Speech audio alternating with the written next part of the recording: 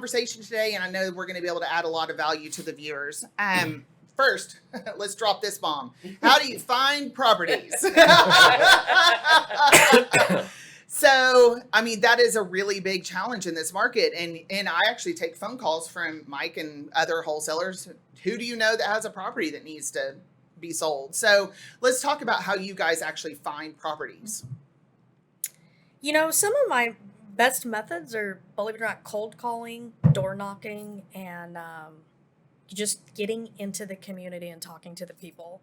When you're focused on solutions, not just the sale, not just the compensation, it brings about a whole new conversation. So pick a Saturday, get up, walk the block, ask that elderly lady if she needs help with her garden, or there's an elderly lady that walks to the grocery store in a neighborhood that I'm familiar with, and so we'll go bring her food. And it's in those natural processes in the relationship that you start having those conversations, and you're able to help people. And that's what real estate really is. It's an avenue where people and places come together. So, Mike, how do you guys find your acquisitions? I can't really top that. So you really hit the nail on the head. And I mentioned a little bit in the intro. It's really relationship building and taking the sale out of it, especially on the investment side. With us flipping houses, we buy from wholesalers, we buy from real estate agents, we buy a lot on a referral basis now. But it's all just been, we do the business the right way. We take care of people. I mean, we pay for movers. Well, I've showed up with my son to older people's houses and help them move at no charge. Just do the right thing for people. Don't you feel like the longer you're in it, the more referrals start coming your way? Yeah. And your name gets bigger and bigger, and more people tend to trust you, because that's something we'll talk about too. Well, and I think too, I've done deals with Amy and her team, and it was always exactly the way she said it would go. So she did what she said she was going to do. She didn't try to rake us over the coals, but it was a fair deal for her seller, and it was a fair deal for us. And it was some back and forth, but we got there, right? And we did our part and closed when we said we were going to close. And I just think that part of it's big, reaching out to people that real estate agents, and hey, do you have anything before it hits the market that just doesn't make sense for MLS? Because even in this market, there's a lot of properties that don't make sense to go through the traditional avenue. The traditional avenue is great for a ton of people. Yep. And I'm never going to dissuade people. If that's the best avenue to go, absolutely take it. What defines a property that's not fit for MLS? It depends. I got to word this carefully, right? Because as an agent, and we work with agents, you have a fiduciary responsibility to your client. Right. But that isn't always just about money. Yes, you have to give them all the options of, hey, if you list your house for this is what I think we could get for it in today's market. Here's what I think you would need to do to fix it up. If it's something that's under that $300,000 to $400,000 price range and it's got foundation issues and needs a roof, it's not going to pass inspection for FHA. So you're going to eliminate a ton of end buyers, and then they're going to have to either have some seller concessions to get those issues fixed, or fix it themselves before they list it. There's a lot of probate deals out there, people that inherit properties from their parents that they'd rather just have the check fast. Right. Just give me the check. I don't want to deal with the house. I don't want to deal with repairing it. I just don't want to deal with any of that. Just give me a check. So there's a lot of different things, and if you just give people true options and just be a problem solver, like Amy said, and come to the table with the solutions, you'd be surprised at how many deals don't end up going to the MLS just because you're talking people through all of their actual options, and then they get to decide what's best for them and their family, and how they want to move forward. It's really interesting. My last deal that I just bought was off market. The guy didn't want to deal with going on market. The property was really distressed. It was a perfect fit for an investor opportunity, right? And so that's how I found my last one. But I want to back up a second, because you guys tapped into something that I think is really, really interesting. So unfortunately, a lot of my realtors have a negative viewpoint about people who wholesale and flip, and that's the investor world, right? And so I thought what both of you said was really, really interesting to me, because the way that you go and find properties, it's the same as a door knocking campaign for a realtor, right? We have tools that will help them identify farming areas, and the little tags that you put on the door that says, call me if you're looking to buy or sell. Well, you're doing that just like a realtor is, right? Mm-hmm. And so some of the tried and true ways of that realtors find business seems to be applicable to what you're doing too. So there's some real synergy there. I know that some of the, wholesale companies that we work with, some of our other ones, they have what you call acquisition guys, right? Yep. They're dialing for dollars. That's what you call it. Dialing for dollars all day, like trying to find somebody that's interested in getting an appointment, but they have the same struggles that realtors do with Zillow leads, right? They set the appointment, nobody shows. I mean, it's just really interesting to me, the common veins that we've already tapped into between what you guys do and then what my traditional real estate audience would do to try to farm business, right? All the hard stuff happens in the TV commercials. That's on the flipping side, on the wholesale side, on the property acquisition side. They don't show that stuff very well on TV. There is a ton of work that goes into it. I mean, we're successful, and I still put in probably 60, 70-hour work weeks every single week. Yeah. And a lot of it, a majority of that time is in property acquisition. Because probably 85, 90% of properties make more sense on MLS than they do going to an investor. So it's our job to find that 1 out of 10 that is ready to sell, that makes sense for an investor who can close quickly, who most investors I know, pay all the closing costs. You don't pay real estate commissions. Yeah. We're just taking the property as is. So you'd be shocked at like how close a cash investor's actual price is to what a seller would net on the MLS, all of those fees, especially on a distressed property that's not going to get top of the market prices. Interesting. We're usually within $15,000, $20,000 total net of what the seller would get if they would have listed, but without all the hassle. So it is, but it all happens behind the scenes. You don't see all the time. And I think some wholesalers do get a bad reputation, and some have earned it. There's some gurus. We don't work with those people. No, and we don't like to either. Because at the end of the day, it's solving problems. And I really liked what Amy said about just helping somebody out of a tough situation. And most of the time, the properties that we buy off market that don't go to MLS are people in tough situations that just need to get out of the house and get a fresh start, and they just don't know how, and they don't have $50,000 to do the repairs on their house. Well, and I think it's there's a lot of communication and there's a lot of trust. So from what I see on my side of it, once you guys have contracted, that seller is really questionative to us because they want to know that you're legit. That's the question I get almost every day. How long have you worked with them? Do you know them? Are they legit? Are they going to flake on me? So we have to back that, knowing what you guys do on the back end of things. I have to have that conversation with the seller to reassure them that we're here to get them to the closing table too. Yep. That comes along with a lot of complications sometimes, but we'll go into that. Well, and Amy, I want to pivot a question over to you because Mike mentioned something that actually leads into my next question. Because you're a hybrid company, you do traditional real estate and you do wholesaling and investing. Right. You can make a decision with a seller with just by yourself of which avenue to go, MLS or off market. Sure. So how do you, what does that conversation look like with the seller? How do you decide, what's going to be the good fit? And I guess it's basically, how do you decide what you're going to do with the potential acquisition of the property? It's two things. It's about being creative and it's about meeting their needs. So we are a brokerage. We can help a seller list a property if that's what they want to do, if that's what's best for them, or maybe it's not. And a couple stories come to mind. Here recently, last year, we had an elderly lady who was just very, very sick. She was bedridden. And it was not in her best interest as a seller to have open houses. Oh my goodness, yeah. The key box and everybody's coming in and, I want to look at your house and, I love the tile and, you're here. That just was not going to work for her. So as a brokerage, we worked with her, the seller, to sell the property.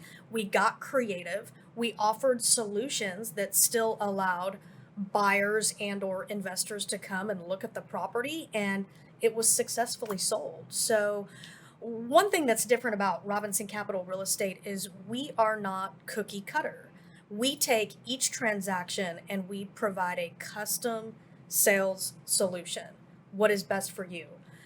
We had another seller last year, inherited a property from the mother. The mother and the father were deceased. And the children, I mean, literally said, hey, we just want to be done with this. We don't want to deal with this. You know, hey, can you just, you know, give us a check? You know, like Mike said, and you know, we're always ethical. We do the right thing. And I said, you know, we've got two options here. We can take the property as a brokerage and we can list it for you. It will go into the open market. These are the comps. This is what it looks like. This is, you know, probably what you're going to make. And they just kept saying to us, you know, Amy, I don't want to do that. I don't want to do showings. I don't want to clean out the house. I don't want to sign in the yard. I don't want to deal with this. And I said, you know, okay, are you sure? Yes, we don't want to deal with this. And so there was another option, which was, you know, to acquire the property. And I said, you know, this is what it looks like. This is, you know, your sales price. And that's what they did. It was closed in 3 days. Still to this day, the client has come back to me for numerous deals and transactions. They've sent us a lot of business. And so it's all about listening to the needs of your seller or your buyer and providing a custom data-driven solution that is best for them. And that's fiduciary duty right there. Yeah. Whether it's on market or not, you know, whether it's on the MLS or not, it's about helping people. So Mike, I know you do you hold properties too. You guys have rentals, and Amy, do you have rentals? I don't know the answer for you. We do rentals. Okay. Yeah. I know a lot of investors look at numbers different ways, right? I know what I look for when I'm looking to buy a property. So do you guys want to kind of explain to the realtor audience what an investor looks for, what a formula could be? Do they look at cash flow? What's the ARV that's, you know, going to be more appetizing to an investor? So, and I know that's tight in this market. Yeah. Numbers down to get a little cash flow. What's that? Right. But do you want to kind of talk about how investors come up with their formulas for acquiring properties? Yeah. And first, the elephant in the room is investors and lowball offers, right? So I'll just address. I want the lowest offer, and the least amount of money out the door, Right. man. I'll be honest. That's how we want it, right? Yeah. And the seller obviously wants the highest price that they can get. Yeah. You know, and I think sometimes in the investment world, investors, even really good investors and ethical companies, can get kind of in a stigma about them of, oh, it's just going to be a low ball offer from an investor if it's a cash offer. Oh, I see stuff on the social media all the time about. Absolutely. And some of the offers really, truly are low ball offers. I mean, Yeah. I get people that send me offers. I'm like, where is this coming from? Right. But, you know, most of the time an investor is going to look at it and say, okay, here's the ARV or the after repair value of the property, what I think I can sell it for based on however I'm going to fix it up. And, you know, it's based on comps. So what are the top 3 best looking houses in the neighborhood if I'm going to flip to that level? Yep. What do those look like? What do I think it's going to cost me to repair it? And these days it's a lot more than it used it's to a be. lot. Our average flip went from $35,000 rehab to $50,000 rehab just in material costs. That's not even yeah. additional labor costs that we have to pay now. You know, but then on the back end, you have to also take into consideration, this would be good for a lot of newer investors, is there's a lot of hidden costs involved. So what do I have to pay my listing agent to sell the property? What do I have to pay the buyer's agent who's bringing me the buyer to sell the property? Am I paying the closing costs? Or are they paying the closing costs? Mm-hmm. How many months am I holding this property in the rehab cost? And then there's money costs involved in that. There's property taxes. There's utilities. Yep. There's all of those costs involved in an actual flip property. So when I bring an offer to an agent, I always try to explain, this is my offer, but here's why. Right. This is what I have to pay the agents. This is my money cost. This is my repair estimate. This is what I think I can sell it for.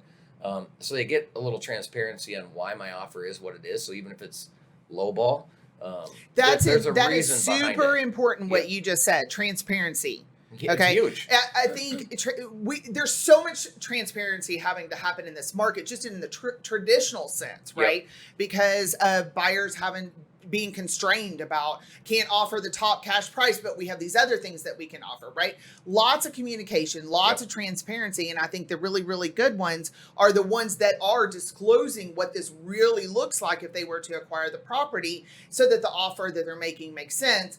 And that will keep people looking at investors as above bar, right? Is having those conversations of communication. Transparency is huge. Transparency is huge in any industry, but I really think it is in this industry, especially And in this on market, and especially on the investment side too, Correct. because it's a parallel universe, and there's some agents like Amy who really understand both worlds really well, and there's some agents who are starting that have been in the traditional side for a really long time that are starting to come over to the investment side and see that a little bit more. And then there's agents who have only worked with investors that are starting to embrace more of the traditional side too. And I think the long-term success is a great model like Amy has, because she can offer the most solutions to a seller. And when she works with somebody like me, who's going to bring an offer to a property as an investor, she already understands, hey, this is actually a very realistic offer. You don't have to take it if you're the seller, but here's where they're coming from, and she can do a really good job explaining that and work through that with the person who's selling the property. On the rental side, it's a little different. There used to be the 1% rule. If it's 1%. Good luck. So now it's can I cash flow? Yeah, that's my question. Can I cash flow? And there's a lot of great lenders out there who've gotten really creative of offering like a 30-year fixed rate for investors only for investment properties at a really competitive rate. So the 1% rule kind of goes out. It's how much can I cash flow? I have a lender that's at a every credit month. union, and his interest rates, his rates are always unbeatable. And then he gives me the 30-year fixed rate or 15-year fixed rate, and it works out really nicely. It's how I've been able to do what I want to do because I'm not a cash buyer, right? Yeah. I'm not going to spend all my cash buying a house. I'm going to finance. Well, and it's great if you're going to start with a large sum to get the property going, right? If you're going to buy one that's not turnkey, we have some investors that buy some of our properties that are the lower price points as turnkey rentals. But if you're going to buy it, I need to get on your buyer list. Yes, you do. Yes, you do. But it's such a different world in the rental rate. But I really think that world's going to explode right now if interest rates continue to rise, which they're probably going to do for the next 6 to 9 months. But stop. This side never really. It just changes how we buy. Yeah. And it changes how you have to do your math formula to compensate for it. So everybody has buyer lists, right? Yep, you've got investor lists or people looking to buy a house, and you've got your list that you send the property out to. And question that I'm curious about, would a traditional buyer be a fit for one of your buyer lists with a realtor representing them? Maybe I think, look, I'll tell you what my answer is. No, because as someone who has looked at these properties myself, I can't come in and make an offer same day. I've got to go see the property. I need to see what it's not what I do full time. I have a full-time job. So, and even my realtors are too busy to get out to stuff. And then there's the competing with the cash investor buyer, right? So it is, it was something that I was curious about and started looking at. 99% of the time, no. Is the correct answer. Yeah. It's okay to say no. That is the The- answer because realtors want to know. The ones that might make sense are if maybe it's a probate deal where the family just wants to get rid of it, like Amy was talking about. Like, we don't even care that it needs paint and carpet. We just don't want to even deal with it. Just get us the check. Yeah. And then if we're lucky enough to get a property like that, they're harder to get, right? Then we can paint and carpet or sell it to somebody who just wants a little sweat equity, that just wants a very mild rehab. But those are so few and far between. Yeah. That most of the time, the properties we're acquiring, we're at our cost, which is we have our own GCs, our own crews, so we get a cheaper rate than if you just called somebody I'm going to date myself here, out of the Yellow Pages. Online, Google, whatever. Yeah. For you newer, younger kids, Google. Yeah. So if they What's were a going to Yellow take somebody Pages? like a foundation company out of the Yellow Pages and it needed off of Google and it needed a significant amount of work, it might be a $30,000-$40,000 repair for them. So a traditional buyer coming in is probably not going to be able to afford They to do just the don't rehab have the and make tolerance much for the sense. rehab. And it takes a Yeah. long time if Yeah. you're doing it on your own. Yeah. If you don't have a crew or you're not experienced in doing it and you're going to try to do it all yourself, it's a process. Well, and then also, and like I said, the answer can always be no, Yeah. right? It's just education that we're providing today. But, you know, when buyers walk into houses, they want to imagine their families living there and babies and backyard and the playing with their dog and stuff like that. And when you walk into some of your houses, you have hoarders and drug addicts. Okay, Yep. so, you know, it's really hard to imagine the family photo over the fireplace when you can't see the fireplace. Exactly. So, Exactly. I think that's, you know, really important question to answer is a traditional buyer a fit for one of these type of properties? And the answer can be no. And almost all the time it is. Yeah. Every once in a while you find that one. It's that just buyers needs are a little. so desperate to find Yeah. something right now. And Yeah. so they're looking at all different kinds of avenues. And if we could open up a line for them, I think it would be great. But because our wholesalers are killing it right now, you know, whereas our traditional real estate professionals are having trouble finding properties and, you know, inventory so tight. So I think it's really interesting how much you guys are moving in this segment of the market all of the time versus what traditional real estate is doing right now. I think it's all about education. I think that's a good piece. How many times, you know, traditional sellers or buyers, how many times have you heard somebody say, oh, I want to take advantage of this market as a seller. I really want to sell my home right now. You know I can get a good price, but then what are we going to do? Well, as a hybrid real estate company, we sit down with people like that and we take them through an education piece. Hey, have you thought about selling your home for X amount because you can get it, but maybe we take you to something that needs a mild rehab.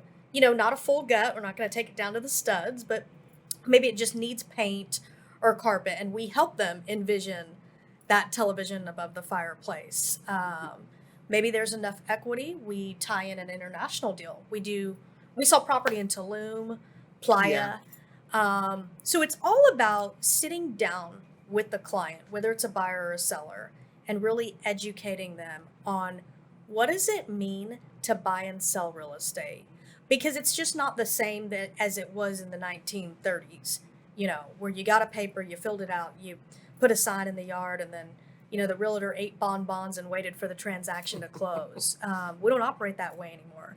Technology has changed the world of real estate, and there are several different ways to culminate a real estate deal. And it's all about education, it's about details, and doing the right thing. Do the right thing every time and you win every time. Yep. So speaking of education and details, I'm going to bring Christy Blagg into this part of the conversation because, okay, you guys have a deal and now you've got an end buyer and you go under contract, and where's the contract go? Christy! Always. So, Christy, you have done such a massive amount of legwork getting us to the point where we don't turn deals away. We don't have to turn deals away. Very, very, very, very rarely do we have a situation where we can't close something. And I think that's a huge testament to who you are as an escrow officer, that you've been able to do that. Because when we started this, underwriting wasn't always saying yes to us. So, you know, you kept chipping away, you and Sarah, who is your escrow assistant. So let's talk about kind of your end of things. Do you want to talk about some common challenges that come up, contract to close, because of these types of transactions? Sure. No, I do give Sarah kudos. I have to say that. She's pretty awesome. Yeah. So the first thing that comes to mind is, even though it's a not traditional contract when I get it, they all are treated the exact same. So whether Do they all it's use the Trek 1 to 4? No. No, they do not. We wish they did, but they do not. And then I get the phone call like I got yesterday that said, hey, can you just review this? And I'm like, no, you need to go look for an attorney on that one. But they don't always use the Trek 1 to 4. They do communicate with us for all the information that's needed for the end buyer. But the biggest challenges are on the seller side for the most part. Yeah. Contract comes in, it's open just like anything else. Title work gets processed, we get it back in, and who's Sue Smith and who's Joe Smith? Well, they're deceased. Mm-hmm. And they were both married with other kids, and now we've got this heirship hierarchy that we have to do. And we have literally drawn out like the family tree. On a piece of paper in the file so that we can figure out who's responsible no for doubt. this. It's like the red strings across the board trying to tie people to this person and this person. It makes my brain hurt, to be Yeah. quite honest with you. So obviously, deceased people are the biggest things that we see in the investment world. People that just didn't take care of their property and they've got 51 city liens that we have to go out and get. But honestly, that takes no time. So as far as curative issues on title, we have definitely been able to get past a lot of those in the legal and ethical way. But it takes time. Just like what you guys said, it takes time to dig in. It's not just a contract that came in. Woohoo, we got a lender, everybody's happy, everything's flowing along. No, we don't make close dates all the time, but we communicate that because the biggest thing is setting realistic expectations with the seller. So if you tell them once we get title work in and they've got deceased parents and we've got a tax lien to take care of and it's going into pre-foreclosure, it's setting expectations. Here's the steps. So I've learned if you give them all of it up front, they're freaking out. They're calling you, what's going on? I don't know how to. If you give them the first, hey, we're going to take care of this first. We've got some issues, but let's get through this one. And so if we baby step them through it, because they don't have anybody representing them, if we baby step them through it, we can get to the end result. Yeah, and I couldn't imagine being a kid and of 5 other kids with parents who aren't with us anymore, and you calling me up and laying all this stuff out, and you're like, oh my God, am we ever going to be able to close on this property? But you do have to work through those things. We do. And sometimes the family hasn't even talked to each other in forever. So we're literally making a family reunion during a closing experience. That's incredible. Whether it's good or bad, I don't know. Solving all kinds of problems. Yeah. Family problems, real estate problems. I mean, I had one this week just offside. Like, we've been working on it for, I don't know, over a month, 2 months. And the family is in all different places. They don't really talk to each other. One of them had some extreme financial, they did not make much money, but what they did make, they were so grateful and happy for. They're just so happy. And that to me, like, that makes my heart happy, makes Joel's heart happy. And then we've done the right thing to do that. But for us, it's just really setting those realistic expectations with them right up front. This is what we're going to do. And being readily available for them when they call, because they do have a lot of questions about the process, especially if they're not trustworthy on an investor buying their property. If the investor's done their due diligence up front, then that's not a problem because they already have full confidence in what the process is going to look like. What else you got on that piece of paper? Over Let's see. She brought her own I questions. did. Well, I just have a bunch of notes on stuff that we do. You know, when the title work comes in, that some of the common ones, I'll just go down the list, are abstracts of judgment.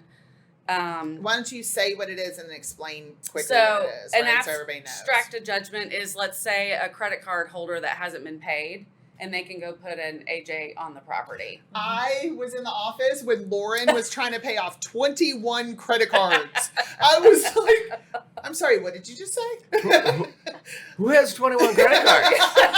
A lot of people To right pay now. off. Imagine what that debt looks like. Not I to mean, flip that, but right now it's cash out refinance. Like, that's what Yeah. everybody's doing. Yeah. And we'll get the instructions, and there's like this list of debt we're collecting. Oh my gosh. Anyway, I'm sorry. No, you're fine. Abstract of judgment. Okay. So, they're the deceased parties. There's city liens. We've got properties that are headed into foreclosure.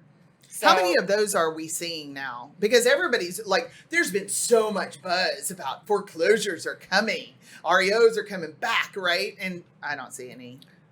I'm checking the foreclosure list on every property that we get in right now. Are you really? Mm-hmm. I think you'll see more trickle in, or a combination of a couple reasons. A, with everything coming out of COVID, I think the banks now are doing a lot better job than the fiasco of 2008, right? Of we can't have 500,000 foreclosures hit the market in a week because we'll crash the market, you know. So I think banks are doing a lot better job now working with homeowners that were trying to make the payments while they were going through the tragedy of COVID, right, and losing jobs and still trying to do the right thing and maintaining communication with the banks. And so the banks, from what I've seen, it's more of a trickle effect of having him hit the market.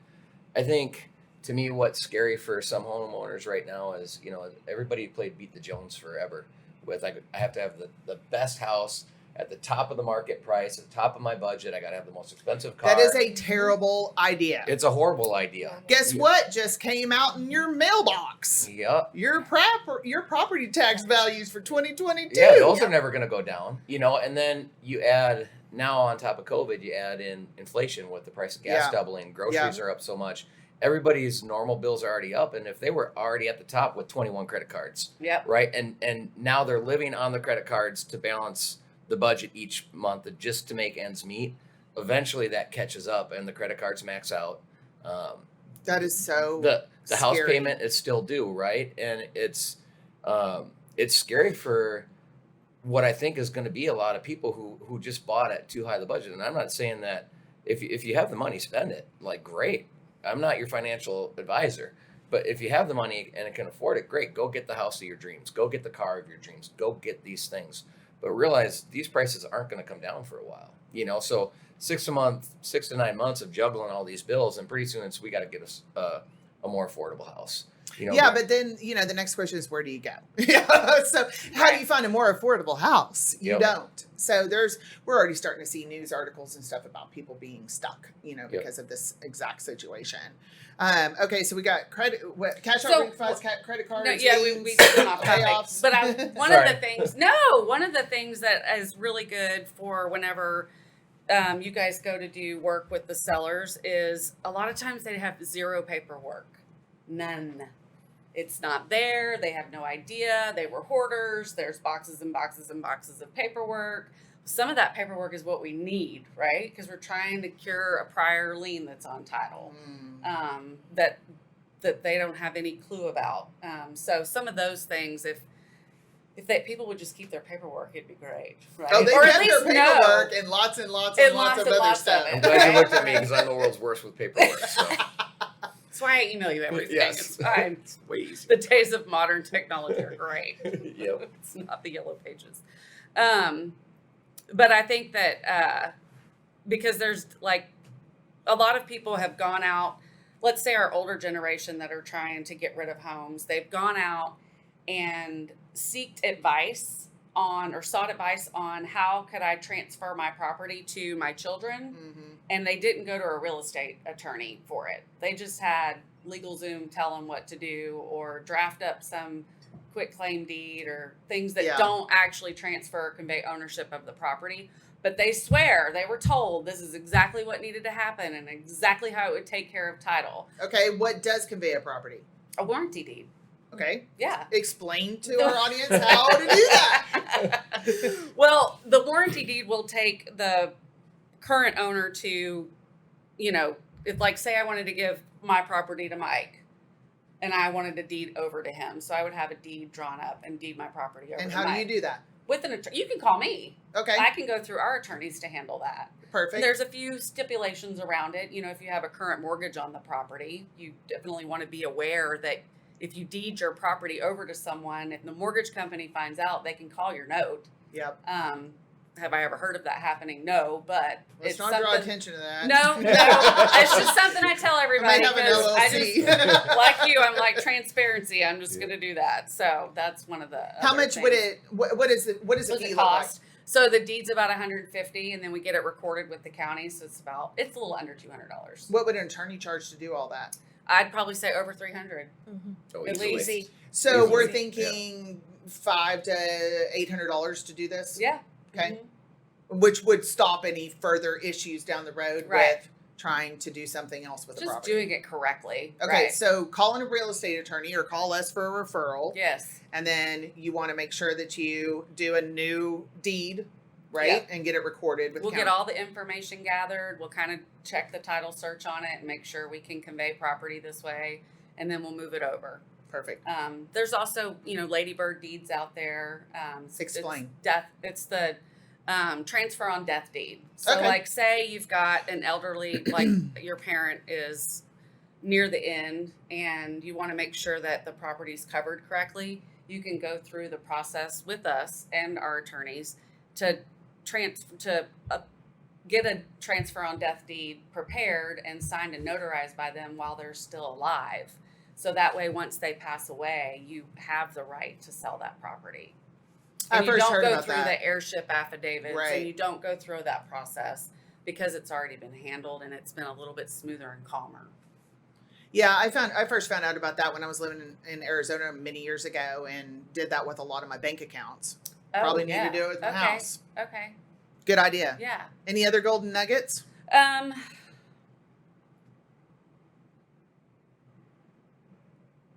What about you guys? Any other golden nuggets before we wrap up for today?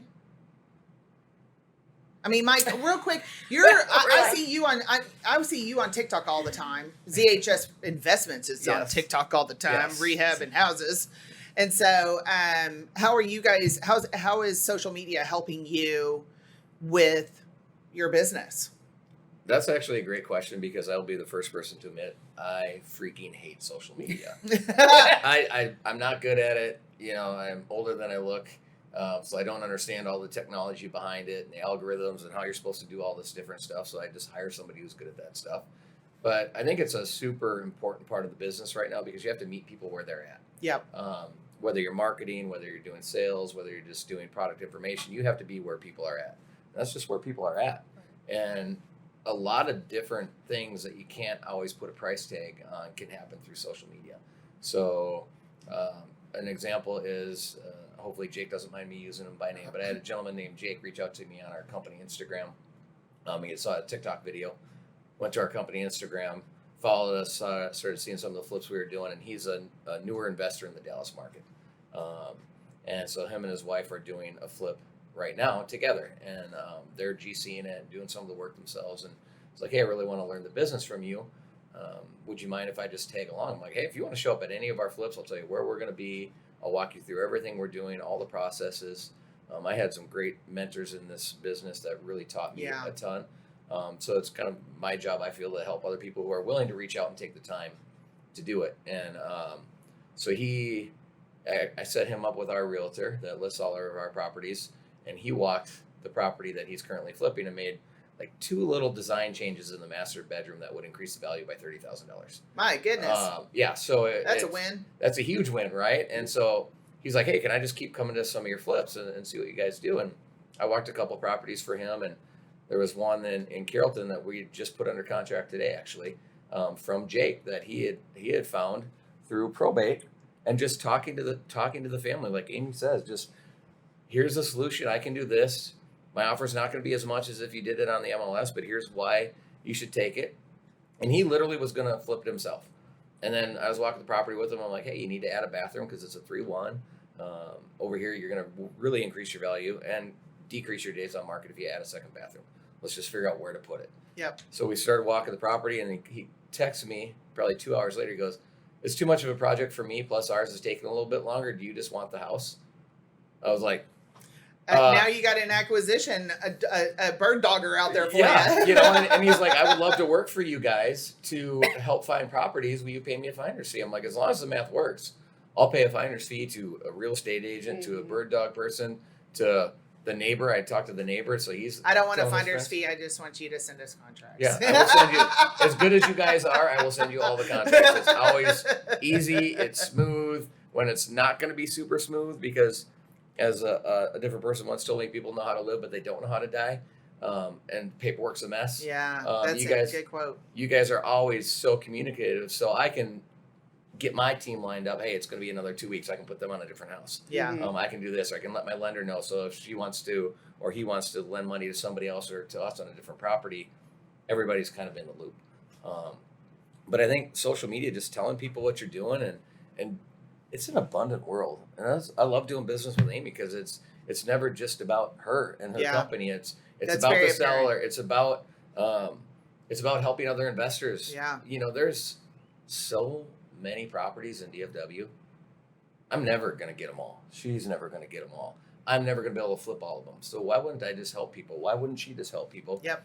It always comes back. If you just treat people right, it always comes back. And now we've got a guy out there finding us properties, and I love it. It came off Instagram, and I can't stand being on social media, but I've been told I need to be on social media. So, Well, I think that's a great place to wrap up for today. Thank you for the endorsement for my team. I really appreciate Absolutely. that because I got some hard working ladies up at the It's- office that you guys are amazing, and I don't say that just because to say it for the TV. It's literally seamless every single time, and Every single it's time.